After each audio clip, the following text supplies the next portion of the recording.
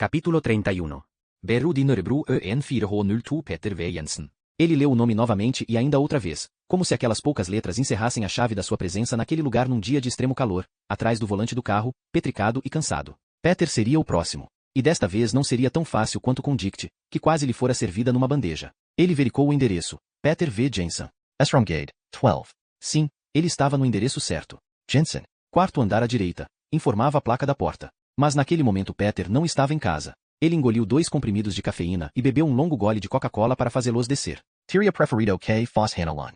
Mas seu número não constava no catálogo, e no Instituto Niels Bohr, onde ela trabalhava, tinham se recusado terminantemente a lhe comunicar seu endereço. Ele também havia procurado no site O Além, dedicado às experiências de morte iminente, mas tampouco lá a conheciam. Ou melhor, sim, havia uma pessoa que a conhecia. Infelizmente para ele, ela se recusará a lhe dar seu número de telefone. Ela se chamava Agnes Davidson. Era uma parteira idosa que tinha se integrado ao IMI, a União Internacional para o Estudo das Experiências de Morte Iminente. Ele tinha passado um número incalculável de horas diante da tela do computador lendo artigos e assistindo a vídeos na internet. No início tinha sido como a maioria das pessoas. Ele achava que as M eram fruto de uma tentativa de nosso cérebro de tornar mais suave, no último sobressalto alucinatório, a perspectiva da morte. Mas havia muitos casos inexplicáveis, como o do homem que, em estado de morte clínica, encontrara a irmã biológica, que ele não conhecera, e que depois de ser reanimado havia desejado reencontrar. Mas finalmente descobriu que ela estava morta há anos. Ou os inúmeros testemunhos que coincidiam num ponto. Quando estamos no além, outras pessoas mortas vêm nos encontrar. Pessoas que esperam nos ajudar e responder às nossas perguntas. Peter V.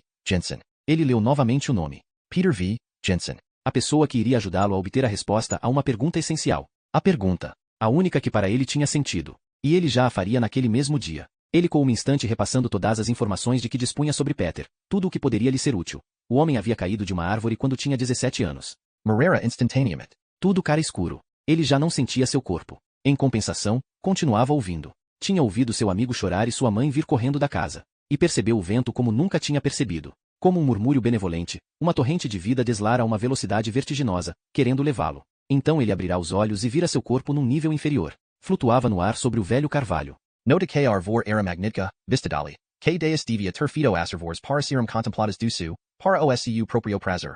Eo passo que nos, os homens, tinamos de nos contentar como sua estrutura. O tronco e os galhos. Nós erguemos os olhos para a copa, como a um altar. Deus, por sua vez, pode admirar a sua sublime folhagem. Sim, foi assim que Peter havia descrito a sua experiência. Ele tinha pouco a pouco se alçado no ar e vir as outras árvores, a oresta, o lago, depois a curvatura da terra, antes de tudo se fundir. Sentirá que tudo o que povoava o nosso mundo formava um bloco único, que o vento, benevolente e vigoroso, era na realidade uma espécie de alma que ligava todas as vidas entre si. Uma vez reanimado, Peter fez revelações extraordinárias. E também anunciou à sua mãe que o irmão dela, com quem ela não falava há 5 anos, tinha morrido. Enforcara-se em seu apartamento. Mais tarde, quando os policiais forçaram a porta do apartamento desse tio, descobriram-no efetivamente enforcado com sua toalha. Como o garoto pudera saber? A única explicação era que esse tio havia entrado em contato com ele durante os poucos minutos que ele passará no além. Sem sequer falar, como que por telepatia, ele havia informado Peter de que desejara se despedir da irmã, dizer-lhe que a amava, que ela não devia ficar triste. Ele observou Peter V. Jensen estacionar a bicicleta na frente do seu prédio e prendê-la com uma corrente preta. Era importante que Peter não o notasse, porque se isso acontecesse ele o reconheceria e iria querer saber o motivo da sua presença no bairro. Ele consultou o relógio. Já passava de meio-dia. Ele não tinha muito tempo. Talvez fosse melhor voltar no dia seguinte. Tentar novamente encontrar Hannah Lund. A operação seria mais difícil com o homem. Sua única experiência tinha sido com Dict. E ela havia conado nele. Com Peter seria bem mais difícil. Ele não demoraria a desconar. E então se defenderia com vigor. Certamente luteria. Mas não há razão para que as coisas deem errado, disse para si mesmo, querendo se tranquilizar. Bastaria enterrar a agulha da seringa no ombro de Peter. E então o mais difícil já estaria feito. Claro, levaria muitos minutos, mas Peter acabaria por ceder e perder o controle do corpo. Era justamente o que não tinha funcionado com Dict. Se pelo menos tivesse conseguido injetar toda a dose de anestésico antes que ela fugisse, ele não estaria ali naquele momento. Ela teria ido até o final da sua missão. Eles estavam muito próximos do final. Chegará o momento de passar para a ação. Peter acabará de entrar no prédio. Ele desligou o motor do carro e saiu para o calor sufocante da rua. Pegou a maleta no porta-malas. Ele desceria depois para pegar o resto do material quando Peter tivesse perdido a consciência. Começou a andar sem olhar para a rua e quase foi atropelado por um veículo. Droga! Não dá para prestar atenção, idiota! Berrou o motorista pelo vidro aberto. Ele não respondeu. Não valia a pena. Nada era mais importante que a sua missão. Ele tocou o interfone. Não no apartamento de Peter, mas no de um vizinho do primeiro andar. Com quem é? Eu vou ao apartamento do Peter, no 4º andar. Mas o interfone dele está quebrado. O senhor pode abrir para mim, por favor? Houve um ruído na fechadura. Ele empurrou a porta e foi recebido por um odor nauseante de abafamento e sujeira. A poeira dançava no ar. A porta se fechou atrás dele. Depois se fez silêncio. Ele se apressou a subir os degraus ao ouvir a porta se abrir novamente. Então ouviu passos rápidos na escada. Uma mulher. Ela corria. Ele se refugiou no segundo andar. E se ela fosse ao apartamento de Peter? Seu plano estaria arruinado. Ele achou mais prudente dar meia volta, voltar e descer como se não tivesse acontecido nada. Cruzou com a mulher. Uma loira bonita. Ela o cumprimentou. Boa tarde. Boa tarde, respondeu ele. Ela continuou subindo. Ele parou no primeiro andar. Ouviu Peter recebê-la. E então como é que foi? Eles vão ligar? A última coisa que ele ouviu antes de a porta do apartamento se fechar foi o riso da loira. Ele pensou nas mulheres. No amor. No Kele Janeo Tinhames. Depois disse a si mesmo que voltaria. Sim, Peter precisava morrer. E ser trazido de volta à vida. Até ele obter a sua resposta. Capítulo 32. Teatro Real, 14H14 Niels Se Sintu para Esperar Patientmot. Estava num salão um pouco menor que o anterior. A música era ao mesmo tempo lenta e brutal. Ele nunca havia assistido a um balé. Lembrava-se apenas da cena de um homem que vira na televisão, com bailarinas treinando como Lea estava fazendo diante dos seus olhos. Ele associava o mundo do balé a um universo fechado, quase hermético, povoado de meninas subnutridas vindas de famílias abastadas, que passavam o dia trabalhando sob uma disciplina férrea. Ele captou o seu olhar no espelho, furtivamente. O que viu? Concentração. Uma vontade a toda prova. E distância. O senhor é o policial? Perguntou ela antes que se dissipasse completamente a última nota do piano. O pianista reuniu as partituras de Saparisu. Niels Benson.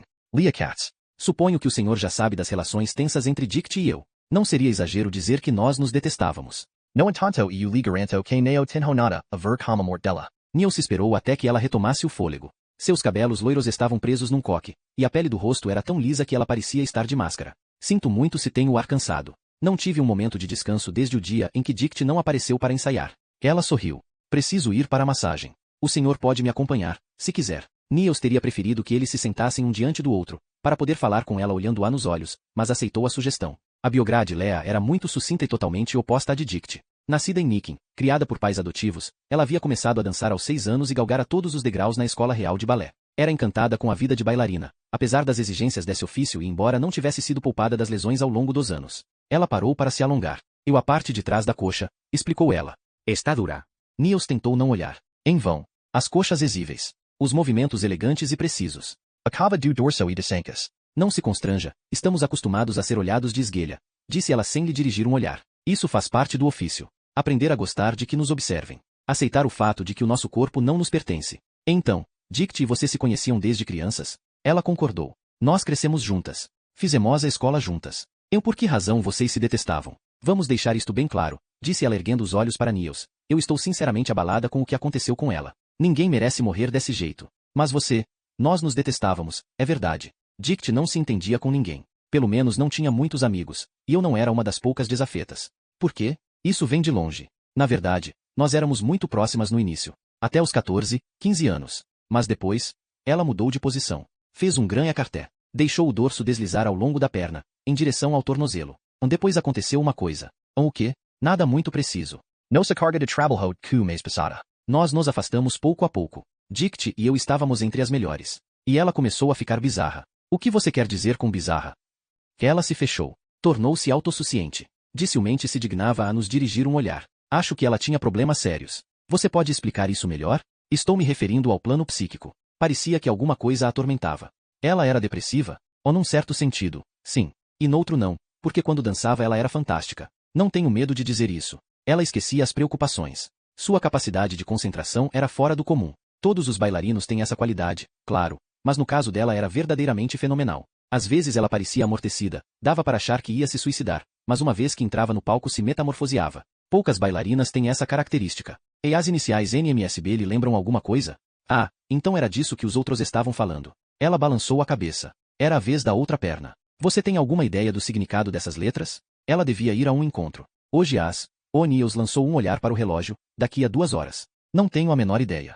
Agora podemos falar um pouco sobre você? O que você acha do meio em que trabalham? Ela deu de ombros. Você se sente bem? Já sentiu hostilidade? Sempre há hostilidade. Outro dia eu falei com uma novata, uma bailarina americana, e ela me contou que ninguém havia lhe dirigido a palavra durante os seus 4 primeiros meses aqui. Toda noite dormia chorando depois de ter enviado e-mails para a família, na Califórnia, em que fingia estar vivendo uma experiência fantástica. E eu tampouco nunca havia falado com ela. Por quê? A sessão de alongamento havia terminado. Eles voltaram a caminhar. Niels repetiu a pergunta, e dessa vez ela lhe respondeu. Por causa do espírito competitivo. As novatas, as que vêm do exterior, representam uma ameaça. Assim, nos esforçamos por ignorá-las para evitar esganá-las. O que o Senhor quer que a gente sinta quando vê uma estrangeira desembarcar e imediatamente pegar o papel com o qual sonhamos a vida inteira? Nesse caso, é humano ter pensamentos ruins. Pensamentos ruins? Sentir inveja. A carreira de bailarina é extremamente curta. Nós nos aposentamos com uma idade em que a maioria das pessoas está começando a carreira. Então, claro, quando dão a outra pessoa um papel que deveria ser seu, isso dói. Mas, no caso, foi você que herdou o papel principal. Giselle. Sim. O que você acha disso? O que o Senhor quer dizer? E o que acha do modo como você o obteve? Ela ficou calada por um instante. O Senhor quer saber se eu me sinto culpada, é isso? A resposta é claramente não. São as regras do jogo. A infelicidade de um faz a felicidade do outro. Obter esse papel é o sonho de todas nós. Um sonho pelo qual você estaria disposta a matar? O Senhor continua achando que fui eu quem a matou? Niels não respondeu. Ouça com atenção o que eu vou dizer, senhor policial. Se o fato de pensar mal dos outros fosse punido por lei, todo mundo aqui receberia a pena de prisão perpétua. A própria Dict nunca teve escrúpulos quanto a fazer manobras para melhorar a sua situação à custa dos outros, e até mais que isso. Você está aludindo a quê? Adivinha. É sexo? Claro que não basta fazer sexo para ter uma grande carreira de bailarina, isso é evidente. Mas, em todo caso, pode ajudar um pouco dormir com a pessoa certa no momento certo. É assim que funciona. Não só aqui. E nesse campo também Dict era uma virtuose. ¿Vamos de escade? Ela abriu uma porta em direção à escada. Niels seguiu logo atrás dela. Me disseram que você passou na casa de Dict na noite em que ela morreu. Sim, toquei a campainha. Nas 2 noites, aliás. Mas ela não abriu. Você ouviu algum barulho no apartamento? Ah, não. Vozes? Gritos? Passos? Nada. Então você não sabe se ela estava em casa? Eu sei que a bicicleta dela estava estacionada na frente do prédio. E ela se deslocava quase exclusivamente de bicicleta. E na escada? Insistiu Niels. Ou na rua? Você notou alguma coisa? Em que o senhor está pensando? Em algo incomum. Um carro que partiu um pouco rápido demais, por exemplo, ou um objeto jogado nos degraus. Um detalhe. Niels ficou em silêncio por algum tempo. Percebeu que estava se afastando do seu objetivo e resolveu mudar de tática. Fail sobre Giselle. Ela ergueu os ombros. Se o Lago dos Cisnes é o Monte Everest do balé, Gisele é o Kilimanjaro ou o Monte Branco, se é que o senhor me entende. Toda bailarina sonha em ser Gisele. Niels ficou olhando para Lea esperando que ela se estendesse mais. Por que razão? Vou lhe dar uma versão resumida. Gisele é um balé que fala do amor e da morte. A morte, particularmente, rondando o tempo inteiro. Está presente em cada um dos gestos dos bailarinos. Giselle Moore, mas volta a viver. Talvez nos sonhos do seu namorado, o Duque Albert da Silésia. Talvez sob a forma de um fantasma. No segundo ato todos dançam de Rupa Branca. É chamado o Ato Celeste. Ou o Ato Branco. O Ato Branco. Ela concordou. Podemos dizer que, se Romeu e Julieta é o balé do amor, Gisele é o da morte. Quero que você me dê também a versão completa. Ele trata do quê? Certamente há uma história. Quer dizer, uma intriga. Um balé não é um romance, retorquiu ela. Nem um ume. Muita gente tem dificuldade em entender isso. Algumas passagens são deixadas a cargo do discernimento do diretor e dos bailarinos. Talvez até mesmo do público. Gisele é um triângulo amoroso que se desenvolve na Renânia durante a Idade Média. A jovem Gisele se apaixona perdidamente pelo lho de um camponês, Lois. Ela ignora que na realidade ele é o Duque Albert da Silésia, que só quer se divertir um pouco antes de se casar com a princesa Batilde, sua noiva. A sinceridade dos sentimentos de Albert em relação a Gisele nesse momento da história é uma questão de interpretação. De qualquer forma, ele acaba voltando para Batilde. Ao mesmo tempo, o administrador Hilarion cobiça Gisele, mas a jovem camponesa só tem olhos para Albert. Quando DCA sabendo de verdade, Gisele se dice amor de dor e desespero. Enquanto isso, Albert toma consciência de que é Gisele que ele ama, mas já é tarde demais. Quando vai procurá-la, ela já está morta. O ato seguinte é um pouco mais misterioso.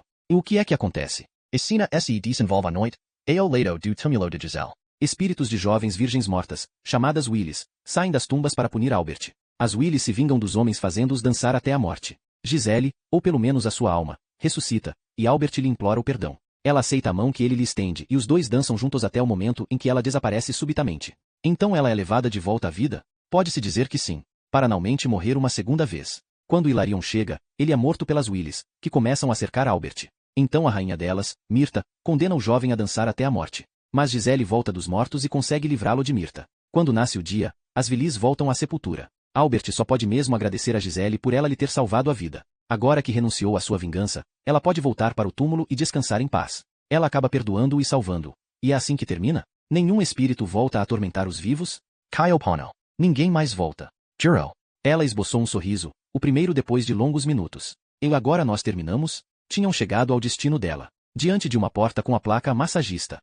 Lea abriu e se voltou. Aliás, foi ela quem quis que dançássemos esse balé. Você está falando de Dict? Isso, Foi ela quem exigiu que Gisele entrasse no programa. Até ameaçou se demitir se isso não acontecesse. Esse balé devia significar muito para ela. Sem dúvida.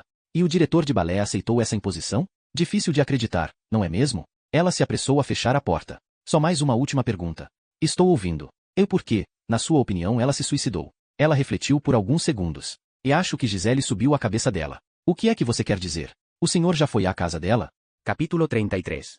Hospital de Bispebjer, Serviço de Psiquiatria Infantil, 14h30. Ela não parece estar bem disposta hoje, talvez por causa do calor, disse a enfermeira. Então ouço o policial perguntar, nesse caso seria melhor voltar amanhã? O senhor pretende ficar com ela durante muito tempo? Não, só quero lhe mostrar uma coisa. Ou outras fotos. Serão só 5 minutos, não mais que isso. Silka? Nem me dou ao trabalho de virar a cabeça. Silke, o policial chegou.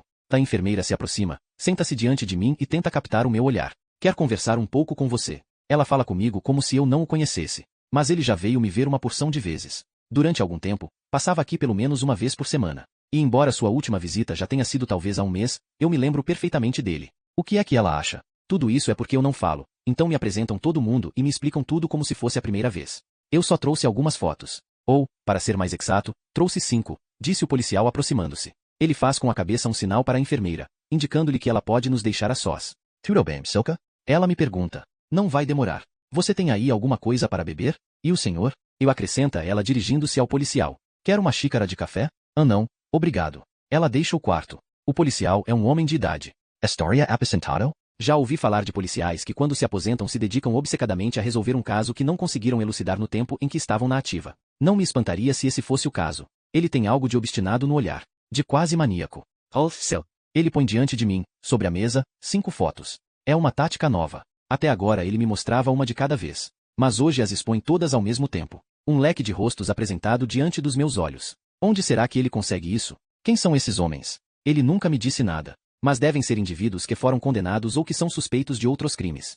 E há também esta aqui, que você já conhece. O retrato falado. Ele me mostra toda vez. Como se esperasse fazer ressurgir subitamente em mim lembranças esquecidas. Um homem de cabelos escuros repartidos. Barba de 2 dias. Maçãs do rosto salientes. Um retrato falado que poderia corresponder a muita gente. Eu não posso esclarecer nada com a ajuda dele. Então prefiro me concentrar nas fotos. Tenha toda a calma, me diz ele, reclinando-se contra o espaldar da cadeira. Posso sentir sobre mim o seu olhar intenso enquanto passo em revista as 5 fotos. Ele observa o meu rosto, na esperança de perceber alguma reação. Um sinal mínimo. Uma hesitação. Uma dúvida. Não há nenhuma pressa, insistiu ele. Examine pelo tempo que precisar. 5 homens de cabelos escuros. O mais jovem tem talvez 35 anos. O mais velho, 50. Ou um pouco mais. Fotos em preto e branco. De frente. Eles me observam chamente. Bem nos olhos. Sem nenhum vestígio de remorso no olhar. Parecem não ter nada para se censurar. Eu não os reconheço. O que é que você vê, Silke? Ele me interroga, debruçando-se sobre mim. Você reconhece algum desses homens? Ele conhecia a sua mãe, nós sabemos disso. Talvez um dia vocês tenham se cruzado na rua. Talvez ele fosse um conhecido dela. Mesmo distante. Fiquei surpresa por ele me ter feito essa última observação. O círculo de relações da mamãe havia sido objeto de exame profundo. Mamãe tinha um amante. Os amantes geralmente são pessoas que encontramos no nosso local de trabalho, em clubes esportivos. Ou pessoas que conhecemos no passado e que de repente reaparecem. Amores de juventude.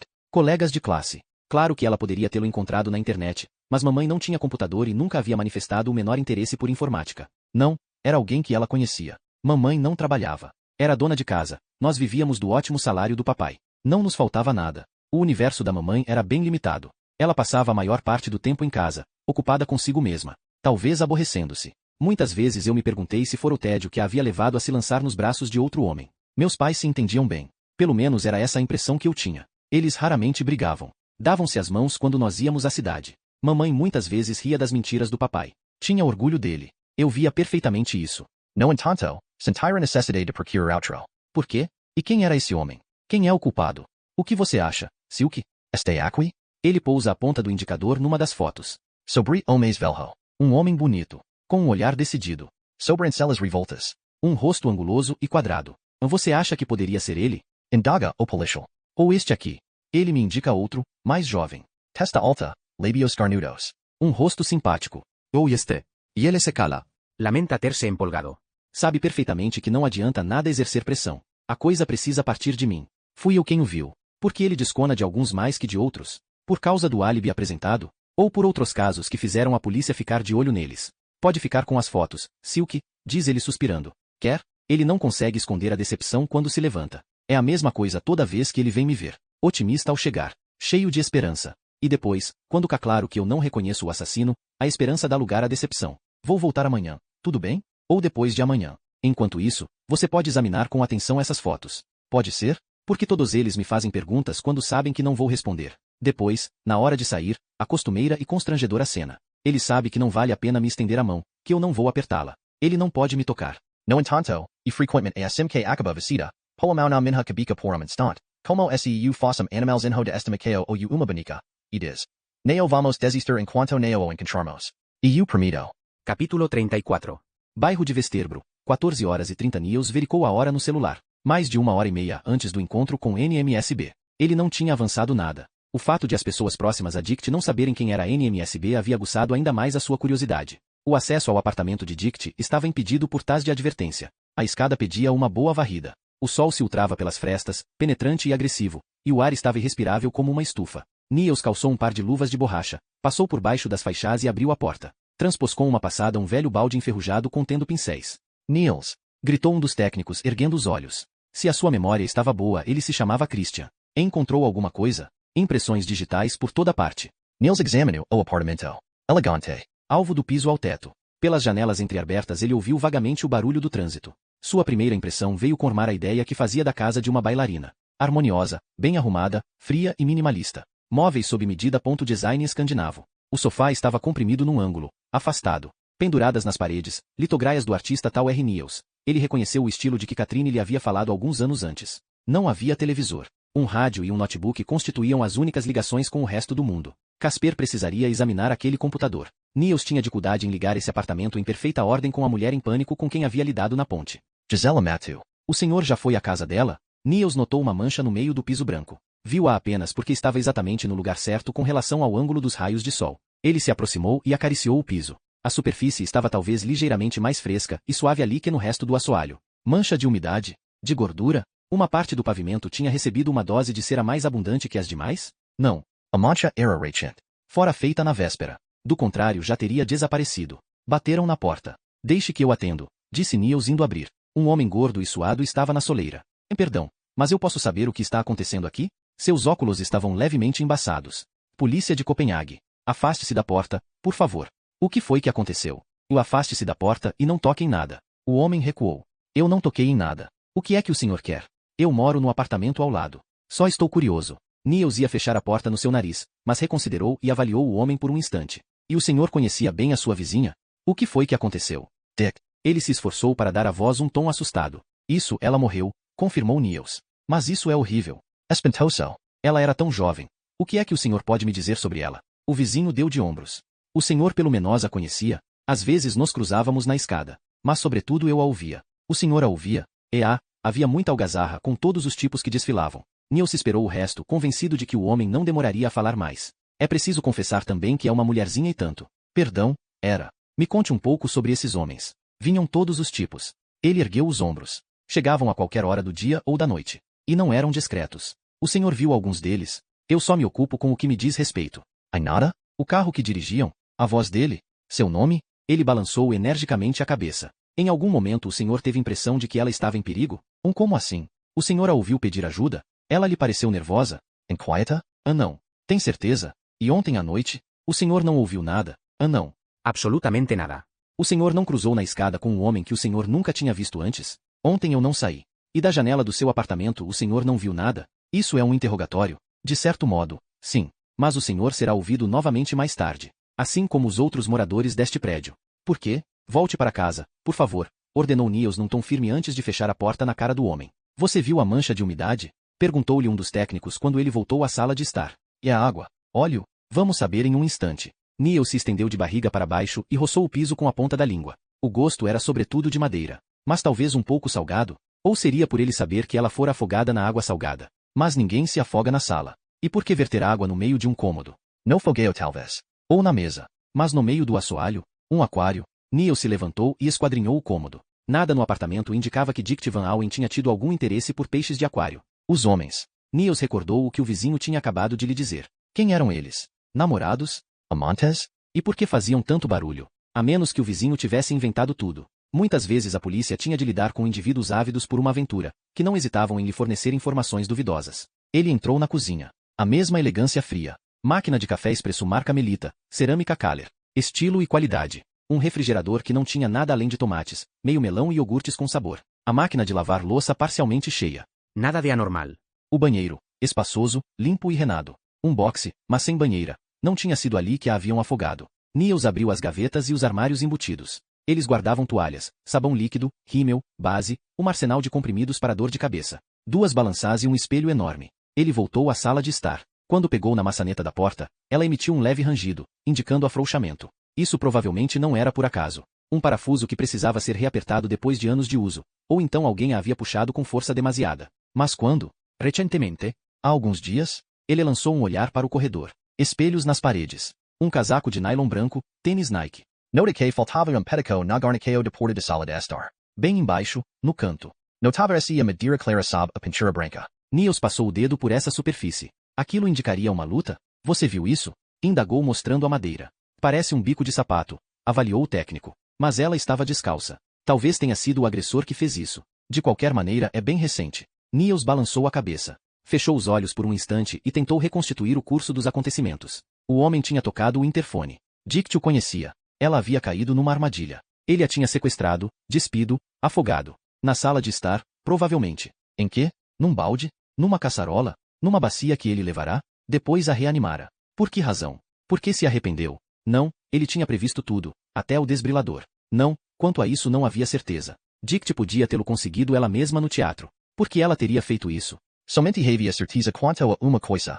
Ela havia escapado. Ele a tinha segurado. Eles lutaram. No corredor. Ela havia tentado se desprender. A ponta do sapato do seu agressor tinha ferido a moldura da porta, fazendo soltar-se um fragmento. Então Dick fugira pela porta, com seu agressor logo atrás. Ele levava a sua maleta. Ela desceu a escada e saiu para a rua, tomada de pânico. Correu até a ponte, onde subiu um torreão. Ali o reconheceu no meio da multidão e acabou por se jogar no vazio, temendo que ele a capturasse novamente. Mas por que ela não havia simplesmente dito a Niels quem ele era? Por que não o apontara quando ele se aproximou? Porque ela estava aterrorizada demais. Porque estava dominada por uma droga, a que ele lhe injetara nas veias. A que ela tinha absorvido um pouco antes. Com pleno consentimento? Sim, era uma possibilidade. 2 amigos se reencontram, consomem drogas, alguma coisa dá errado, uma bad trip, e de repente ela morre. Ele tem consigo um desbrilador. O que foi roubado do teatro. Ele a reanima. Ou talvez eles simplesmente tenham planejado desde o início brincar com o desbrilador. E no meio da brincadeira ela começa a fugir, talvez por ver que as coisas estão indo longe demais. Depois ele corre atrás e... Você viu o quarto dela? Pergunta Christian.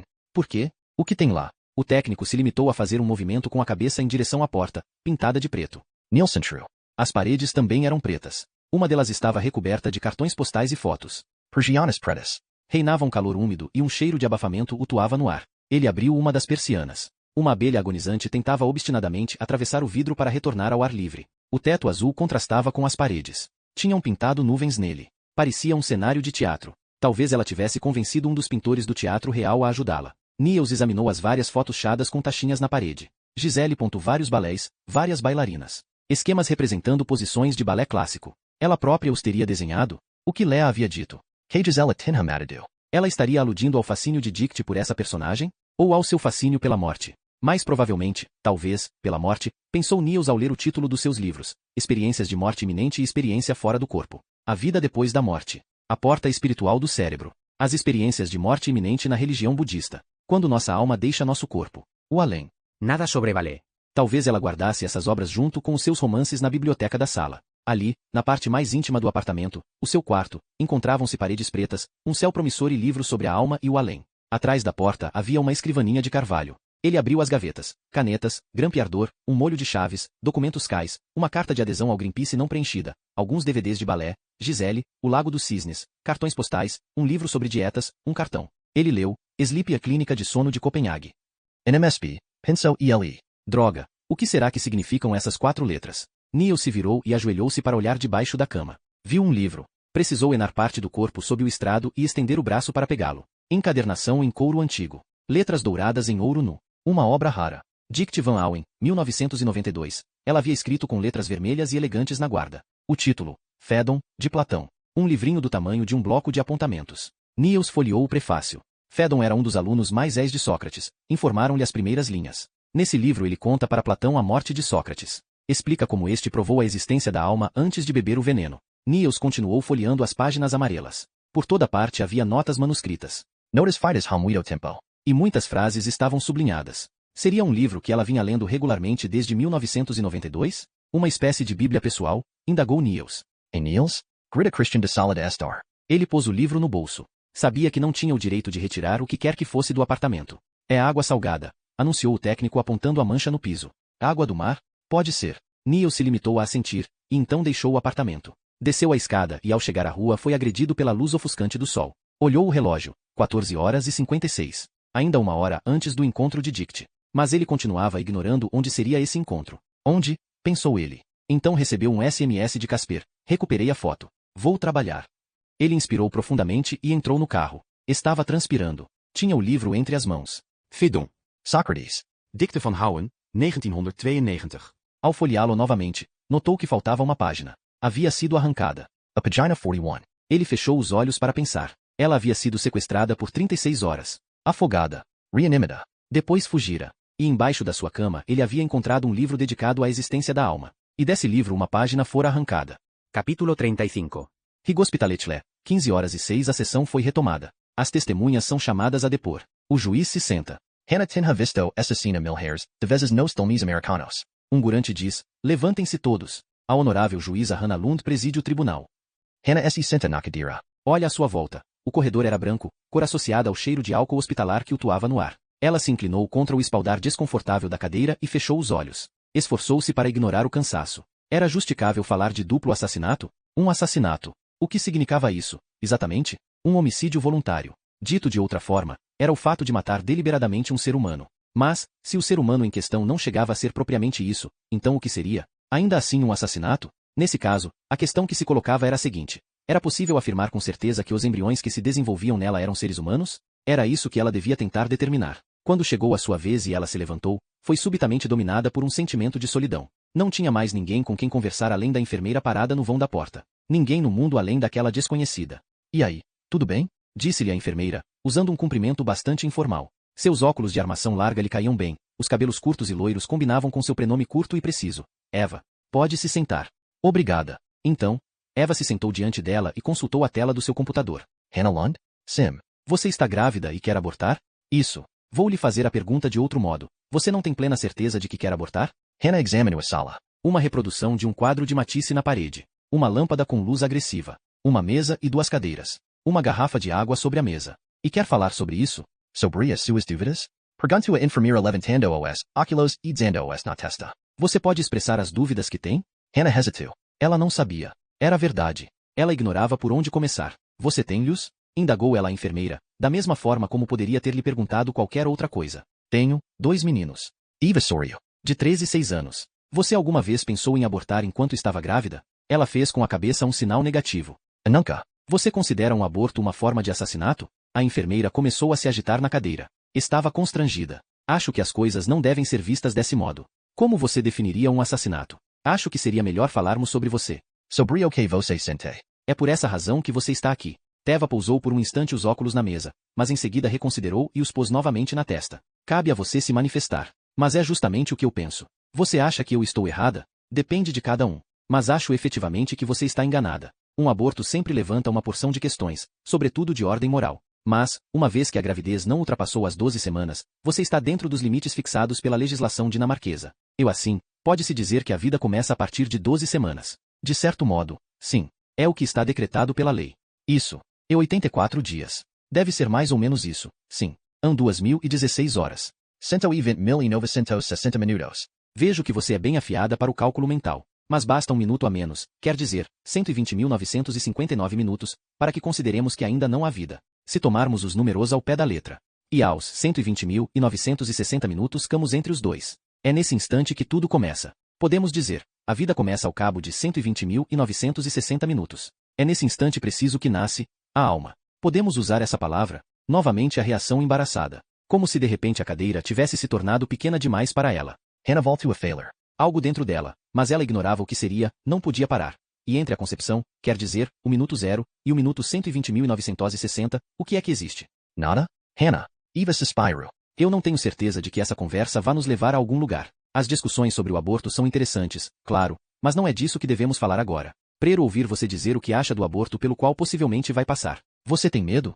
Hananeo sabia o que dizer. A resposta certa devia ser sim ou não. Em vez disso, ela se obstinou. Mas é justamente isso que eu penso. A pergunta que me faço é: o que nós somos entre o momento em que somos concebidos e o minuto 120.960? Vamos chamar isso de um estado. Durante 120.960 minutos nós nos encontramos num mundo sobre o qual ninguém fala, mas que todo mundo sabe que existe. Um estado que não é nem a vida nem a morte. Mais uma vez os números. Não fui eu quem os inventou esses números. É um fato. Eva pareceu se cansar. Admito perfeitamente que é difícil. É assim para todo mundo. Em vários hospitais, recuperamos os embriões abortados e cuidamos de que eles sejam enterrados num cemitério. Isso demonstra claramente que um embrião evidentemente não é apenas um objeto, mas outra coisa. Exatamente. O que? Eva do de Ombros. É um ser semi-humano? Sugeria Hannah. Podemos dizer assim. É um ser humano a quem não concedemos o direito de viver? Acho que você deveria rever o seu modo de considerar a questão. Eva começou a brincar nervosamente com seu copo de água. Estou pronta para receber um lhô? Que vida terá esse lhô? Será bom para ele se eu o puser no mundo? É isso que você deve se perguntar. O que você acha disso? Eu quero saber de que modo o embrião morre. A enfermeira deu um suspiro.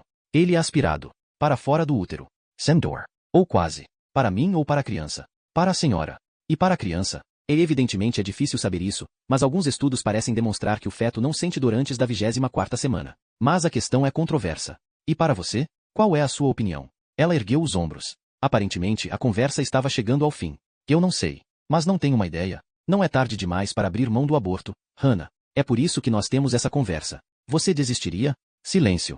Não há problema se você tiver mudado de ideia. Hannah lamentou ter ido àquela entrevista. Ela se levantou. Eva imitou e lhe deu um abraço, que ela interpretou como um gesto amistoso. Ao sair, ela voltou a pensar nos 120.960 primeiros minutos. Era ali que estava a chave. De outro modo não era possível. Uma vida que ainda não era vida. Um estado entre a vida e a morte. Se isso não era vida, então não era crime matá-la. Ou, para ser mais exata, recusar-lhe a vida. No entanto, era uma vida. Uma pequena vida. Assim, como se classificaria anal de contas o ato de matá-la? Um pequeno assassinato? Talvez eu esteja buscando as respostas no lugar errado, disse ela para si mesma.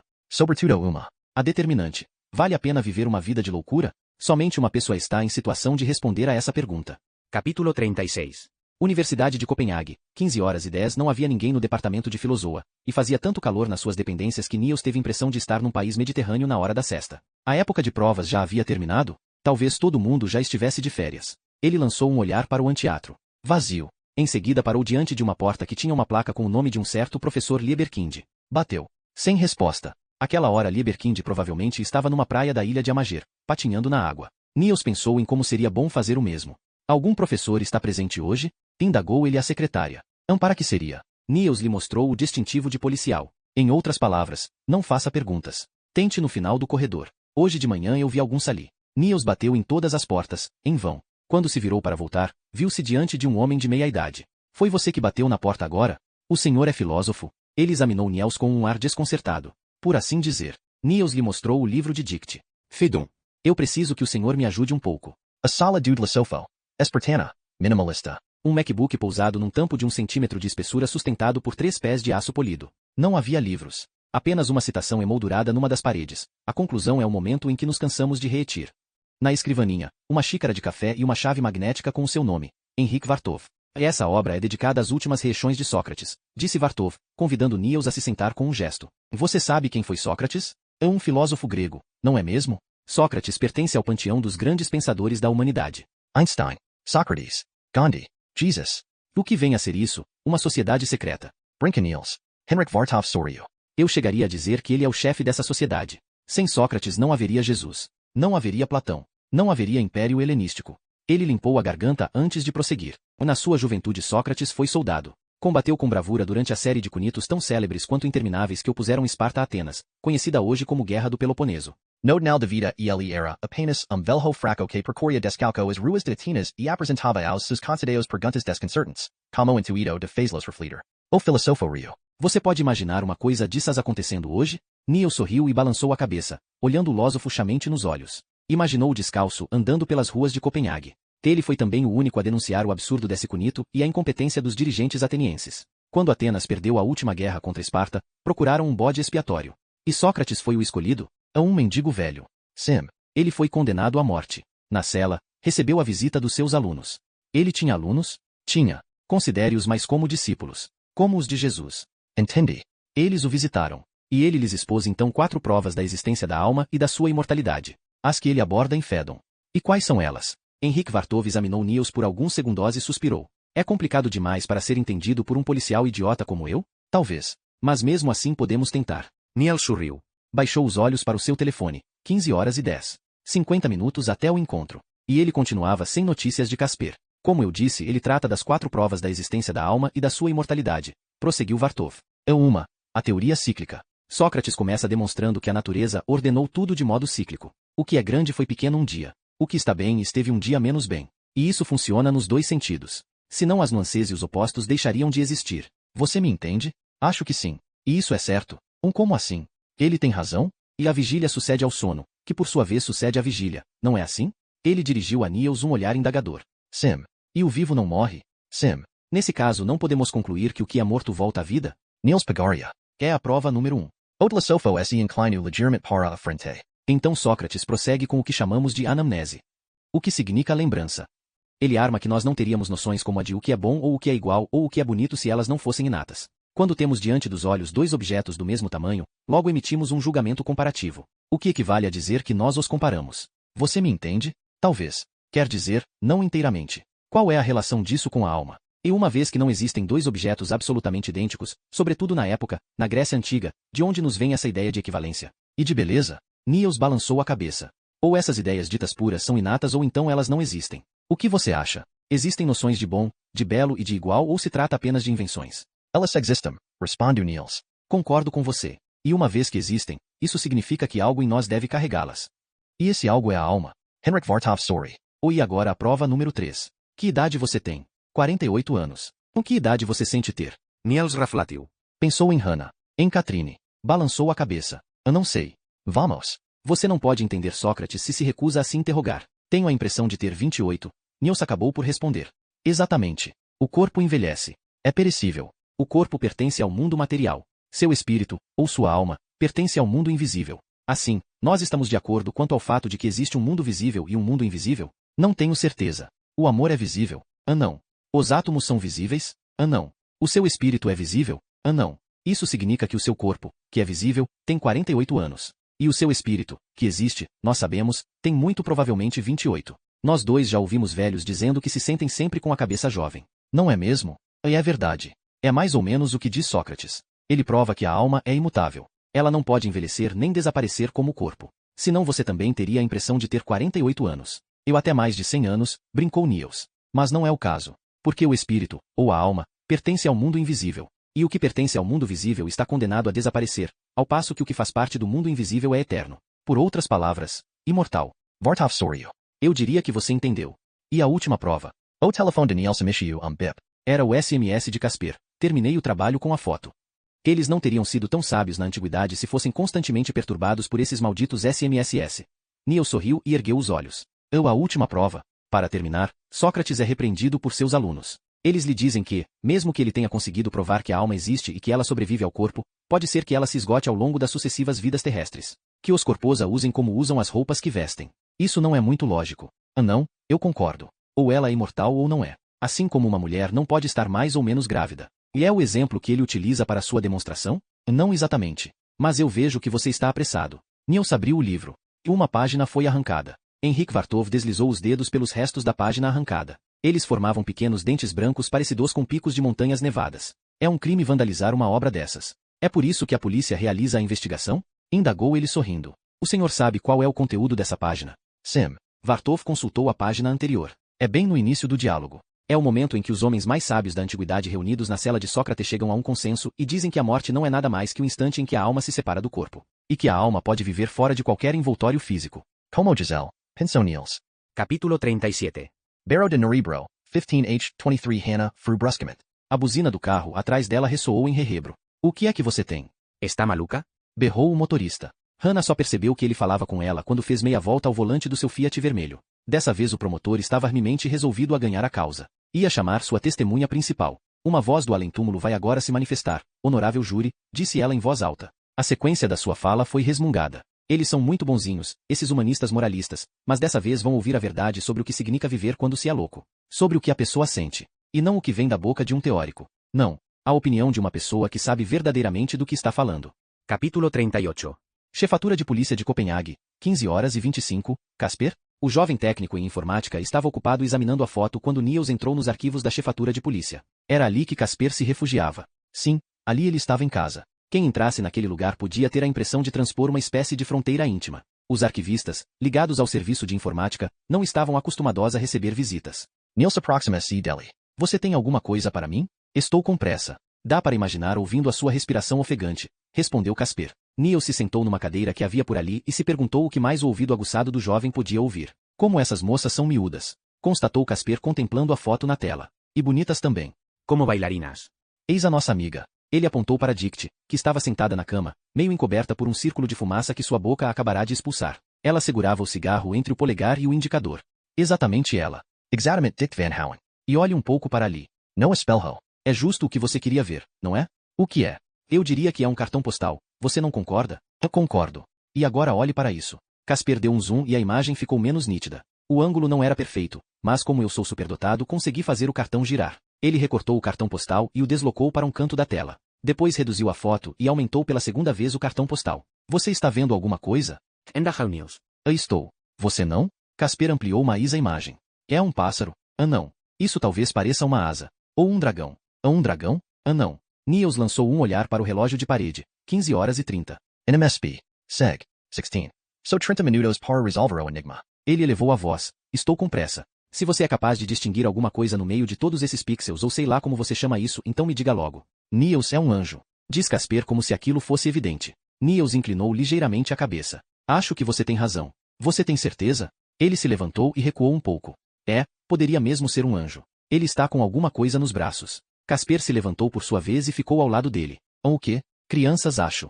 Pode ser. É um anjo com crianças nos braços? Niels esteve cético. Ou bebês. Você acha que é um quadro? Embaixo tem uma legenda. Talvez seja mais fácil ler o texto se o isolarmos, sugeriu Casper, pondo-se imediatamente a fazer isso. Niels se aproximou para olhar sobre o ombro de Casper. O jovem se impacientou ao sentir na nuca a sua respiração. Vamos, mais rápido, Casper. É um T? O que é que está escrito? Thor? Acho que é Thorvald. Niels se inclinou mais um pouco sobre a tela. Não, Thorvaldsen, retificou Casper. É Thorvaldsen? Acho que você tem razão. O técnico em informática já havia aberto o navegador de internet e começado uma pesquisa. Bertel Ervoldsen. Um dos maiores escultores, não só da Dinamarca mas do mundo. Artista do movimento neoclássico, executou a maior parte da sua obra em Roma. Participou notadamente da construção do túmulo do Papa Pio VII, na Basílica de São Pedro. Há quem diga que não é por acaso que o pé do Papa apresenta uma semelhança impressionante com um certo H.C. Andersen, que ele conheceu algum tempo depois. Ele morreu de repente, no dia 24 de março de 1844, quando assistia a uma apresentação no Teatro Real. Perdeu os sentidos durante o primeiro movimento da Sexta Sinfonia do compositor alemão Ferdinand Ries, executada na abertura da peça do dramaturgo austríaco Friedrich Au intitulada Griseldies. Niels o interrompu. No Teatro Real? É o que está escrito. Casper ergueu os olhos para ele. O que é que você está pensando? O que é que eu estou pensando? Por que alguém se daria ao trabalho de ir recuperar no camarim de Dicte um cartão postal com a escultura de Orvaldsen? Eu me pergunto que ligação pode haver entre a morte de Orvaldsen no Teatro Real e a de uma estrela do balé que trabalha no mesmo teatro cerca de 70 anos depois. Casper balançou a cabeça, parecendo resignado. E o cartão postal, o que é que ele representa exatamente? Prosseguiu Niels. É um anjo. Bebês. Casper precisou de apenas alguns segundos para identificar a obra em questão na internet. Pronto. Ele ampliou a foto do anjo. A noite com seus filhos. Relevo. Leu ele secamente. Niels leu em voz alta. O célebre relevo de Thorvaldsen, a noite com seus filhos, o sono e a morte. Nos dias atuais o cartório nunca aceitaria esses prenomes, brincou Casper. Ai sono Jensen. Você pode imaginar? Nem mesmo como segundo prenome. Michael Morty Hansen. Prosseguiu Casper até Niels lhe cortar a palavra. Eu a noite com seus filhos. Neden med sine børn. É o nome da obra. Natin med. Sign. Acrescenta Niels. Born. Concluía Casper. NMSB. Niels consultou o relógio. 15h45. Onde é que esse relevo está exposto? Casper executou com virtuosismo alguns acordes no teclado do computador e então limpou a garganta. Padavin. Capítulo 39. Cemitério de Frederiksberg. 15h45. O promotor andava com um passo resoluto. Com um macacão caque, o coveiro subiu os degraus e acendeu um cigarro. Dirigiu um sinal de cabeça para Hannah antes de se afastar na direção do que parecia um abrigo de jardim danicado. Ela se sentou num banco, descalçou as sandálias e enterrou os dedos no cascalho branco. Os últimos metros eram sempre os mais difíceis. Uma dezena de metros na alameda ladeada de túmulos, depois alguns passos à esquerda. Era ali que Johannes, seu olho morto, repousava, entre um resistente da Segunda Guerra Mundial e uma mulher chamada Olga Hansen, morta em 1991. Nos anos seguintes à morte de Johannes, Hannah fora muitas vezes se recolher à beira da sua sepultura. Não porque isso a aliviasse, apenas parecia uma coisa normal. Necessária. No ano interior, no entanto, ela só fora ali duas ou três vezes. Tinha agora outras necessidades, sendo a mais importante delas aprender a viver com a sua dor. Hannah havia tomado consciência disso como tempo. Ela nunca se quereria dessa dor. Sua ferida fazia parte dela, a transformará, e agora era preciso aprender a se comportar como a pessoa nova que ela era. Aprender a apreciar a vida. Se é que isso era possível. Ela se ajoelhou diante do túmulo, uma simples pedra cinzenta do tamanho de uma bola de futebol, na qual estavam gravados um nome e duas datas. Senhores, sem mensagem de adeus endereçada ao defunto numa placa. Como vai você, meu querido? Perguntou ela antes de murmurar. Tenho uma pergunta a lhe fazer. Você quer saber? Ela se virou ao ouvir vozes vindas de algum lugar atrás de si e percebeu um velho acompanhado do neto. O menino tinha uma rosa branca na mão e uma mochila nas costas. Você quer saber? Murmurou ela de novo, chando o túmulo com o olhar. BOM. Você escolheu morrer. Você não queria mais viver por causa da sua doença. Eu entendo. Mas não havia momentos em que... Ela coou em silêncio por um tempo. As palavras se recusavam a sair. Ela pegou um punhado de pedrinhas e as deixou escorregar entre os dedos e retornar ao solo com um ruído apaziguador de escoamento. Talvez tenha sido isso que lhe deu força para prosseguir. Não houve pelo menos um único momento em que a vida lhe pareceu bela, murmurou ela, em que você disse, sou feliz por ter nascido. A vida é dura, mas não impossível. Você nunca pensou isso? Silêncio. Depois o barulho do coveiro, que começou a cavar com a pá e o enxadão, e a voz do velho falando para o netinho. Tenho certeza de que a mamãe está feliz lá onde ela está. Você está me ouvindo, Johannes? Diz suavemente Hannah. Cometi um crime pondo você no mundo? Não, não foi isso que vim lhe perguntar. Queria apenas saber se você teria desejado nunca ter nascido. É isso que quero lhe perguntar, somente isso. Meu caro Johannes, meu linho adorado. Você teria preferido nunca ter vindo ao mundo? Ela fechou os olhos. Desapareceu em si mesma. Os barulhos à volta dela sumiram. Restaram apenas o silêncio e a escuridão. E uma voz de criança que disse, sim. Capítulo 40. Copenhague, 15h50. O Museu Orvaldsen encava bem diante do gabinete do primeiro-ministro e ao lado da Suprema Corte, em pleno coração do bairro que constituía o centro nervoso do estado dinamarquês. E isso não era por acaso.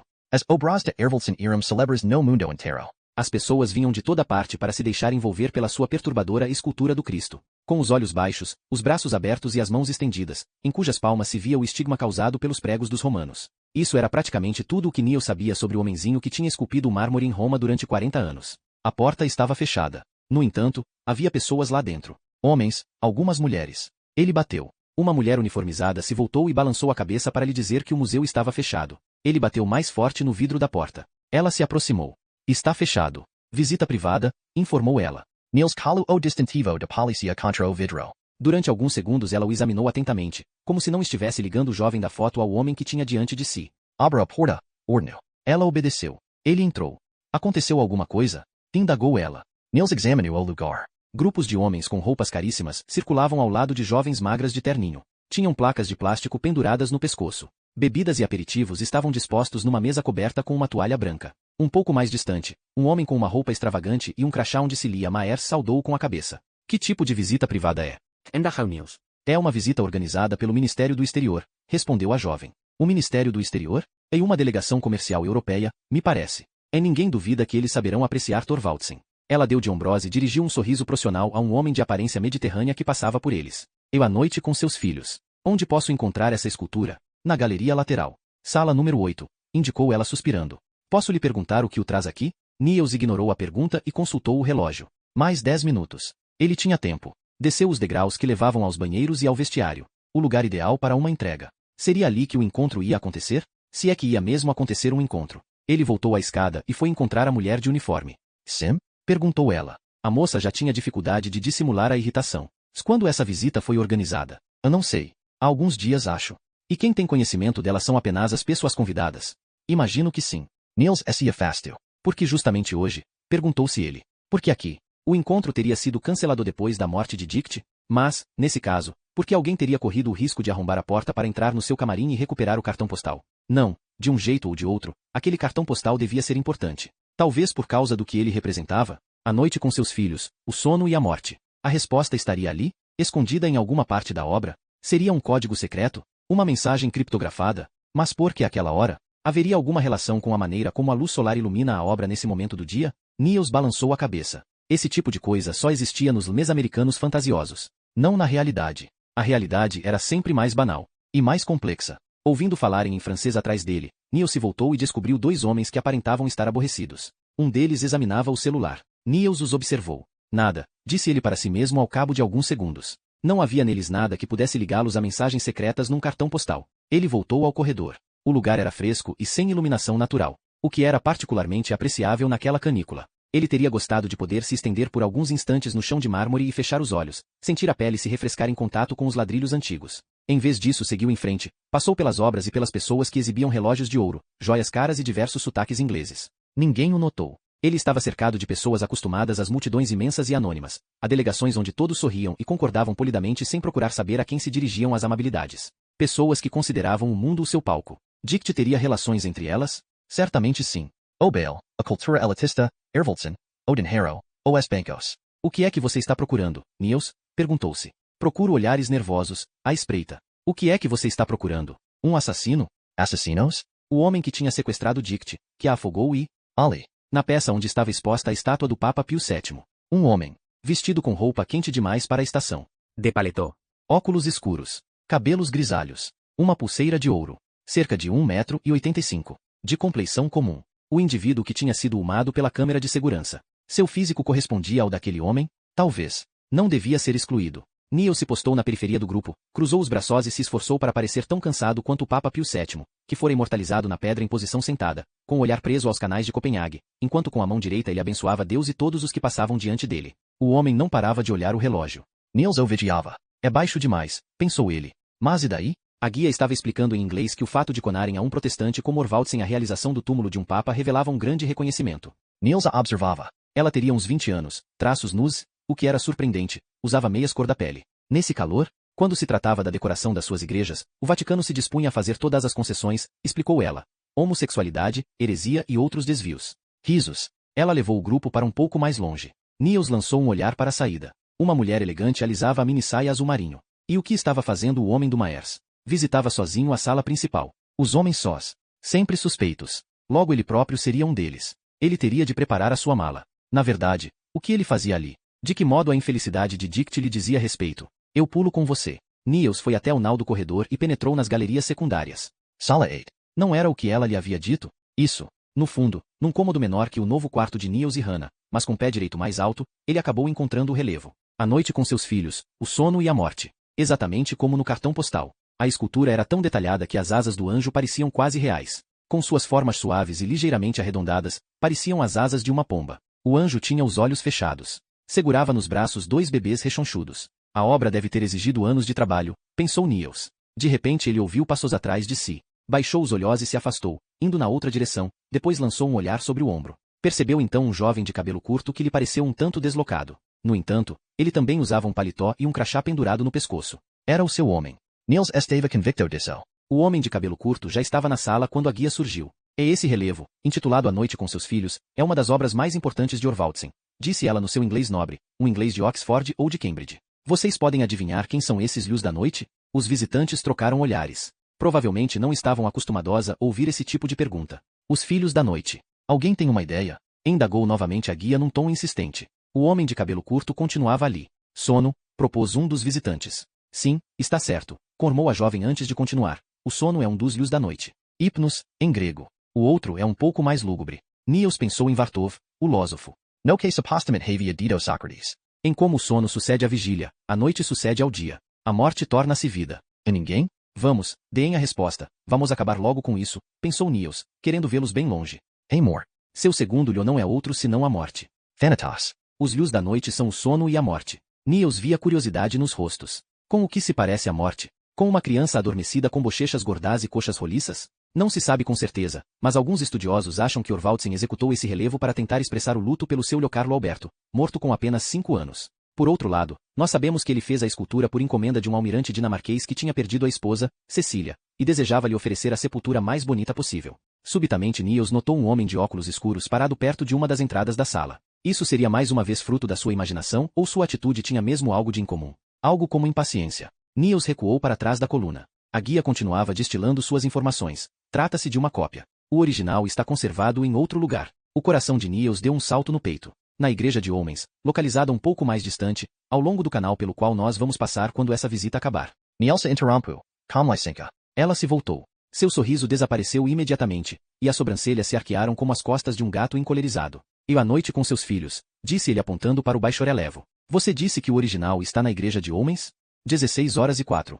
Agora Niels tinha a igreja na sua mira. Provavelmente ele chegaria tarde demais. A pessoa com quem Dick ia se encontrar já teria provavelmente ido embora há muito tempo. Ele atravessou correndo a praça do castelo, passou por um grupo de japoneses que, com a cabeça para trás, admirava a seta da igreja, espremendo os olhos. De longe ele viu que não havia ninguém postado na entrada da igreja de homens. Ele atravessou a rua, com o tráfego adormecido pelo calor estival e com moças de bicicleta, uma atrás da outra, cabelos ao vento. Niels só viu o pedestre no momento em que o abaurou. Dá para prestar atenção? Berrou o outro segurando-o pelo braço. A porta da igreja se abriu. Um jovem com boné de beisebol e enormes óculos escuros saiu de lá. Tinha uma das mãos enterrada no bolso. Niels soltou o braço e quis retomar sua corrida, mas o outro o segurou. Podia pelo menos pedir desculpa. Niels lhe deu um soco na barriga e saiu correndo. Ouviu os insultos atrás de si, mas resolveu não prestar atenção neles. Normalmente não teria se comportado assim, jamais. Mas então teve vontade de dar meia volta e ir dar um murro na cara daquele cretino, de moê-lo de pancadas pela sua atitude obstinada. Estava exasperado pela imbecilidade e arrogância de alguns concidadãos seus. Se ainda estiver ali quando eu voltar, passo as algemas nesse idiota e depois o jogo numa cela durante 23 horas. Isso lhe dará uma lição, pensou ele reduzindo a velocidade. O jovem de boné de beisebol e óculos escuros não estava nada apressado, e Niels ponderou que se chegasse correndo poderia chamar atenção, então parou diante da passagem com tachões. O homem prosseguiu seu caminho em direção à ponte, mas só depois de ter acendido um cigarro. Usava roupas caras, uma camisa clara, larga mas bem talhada. Niels sabia que era um modelo da moda. Assim como seus óculos escuros e os sapatos. Um segundo homem saiu da igreja. Enquadrava-se perfeitamente na categoria favorita da polícia. Meia-idade só. O semáforo passou para o verde e Niels atravessou, lançando olhares discretos a esses dois suspeitos. Qual era o certo? O jovem que ele seguia à distância ou o homem de meia-idade que vinha na sua direção? Metro e 80, medianamente corpulento. Niels conhecia muito bem aquele aspecto físico e também o que ele significava. Não era um aspecto físico, mas uma linguagem codicada utilizada pela polícia para designar quem quer que fosse. Antes era 1,80 m, mas a altura padrão havia aumentado 5 centímetros, seguindo a evolução da altura média. Apesar de tudo, o aspecto físico correspondia mais ao do jovem. Com licença, um casal de turistas americanos acabará de abordar o mais velho dos dois. Niels os ouviu perguntar sobre o caminho para o metrô. No mesmo instant o jovem se voltou e percebeu Niels. Ele tinha sido identificado. Podia ler isso nos seus olhos. Será que ele o havia encarado com uma insistência indevida? O jovem acelerou o passo, sempre em direção à ponte. Niels o seguiu de longe. Quando ele se voltou novamente, Niels não fez nada para dissimular o seu interesse. Logo em seguida o suspeito começou a fugir. Atravessou a rua diante de um banco e se arremessou na direção da ponte. Niels ficou do outro lado. O tempo que ele poupou evitando a travessia lhe permitiu cair no mesmo ponto do fugitivo. Este era veloz, tinha a metade da sua idade. Niels precisaria de ajuda se quisesse pegá-lo. Ele brandiu o distintivo de polícia e berrou. Polícia de Copenhague. Depois mais uma vez, polícia de Copenhague. Você está preso. Um pouco mais longe, na ponte, um grupo de bancários se imobilizou e fez meia volta. O jovem também parou de repente. Olhou para Niels, depois para os bancários. Eles iriam barrar o seu caminho? Sem olhar para o celular, Niels fez uma ligação e começou a gritar tão forte que até os ciclistas que passavam pararam. Polícia! Você está preso. Deite-se no chão. No mesmo instant o suspeito saiu correndo. Rápido como um relâmpago. Polícia de Copenhague, diz uma voz do outro lado da linha. Benson. Departamento de Homicídios. Preciso de reforços na ponte de Knippelsbro. Estou perseguindo um indivíduo de óculos escuros e boné que se dirige para Christian Schaff. Niels estava tão esbaforido que não ouviu a resposta. Os 5 bancários tinham certamente esperado ajudar as forças da lei, mas lhes faltou coragem na última hora, quando o jovem investiu na direção deles. Niels atravessou a rua. Um carro freou bruscamente. Ele enxugou o suor que escorria para dentro dos seus olhos. Polícia de Copenhague, pare!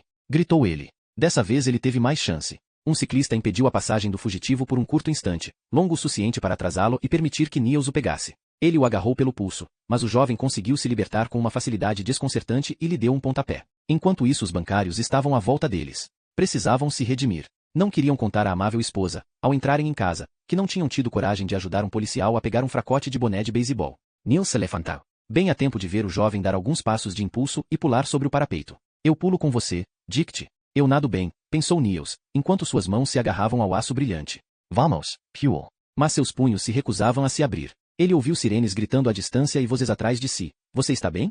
Quem era ele? Precisa de ajuda? O homem demorou a reaparecer. Teria nadado para debaixo da ponte? Su labio está sangrando. Niels se firou. O ciclista que tinha corrido em sua ajuda o examinava com um ar inquieto. Subitamente lhe veio à mente o segundo homem que ele havia visto sair da igreja. O que ele havia dito ao casal americano que queria se informar sobre um caminho? O metrô? Sigam-me, estou indo para lá. Preciso da sua bicicleta, murmurou Niels limpando a boca com as costas da mão.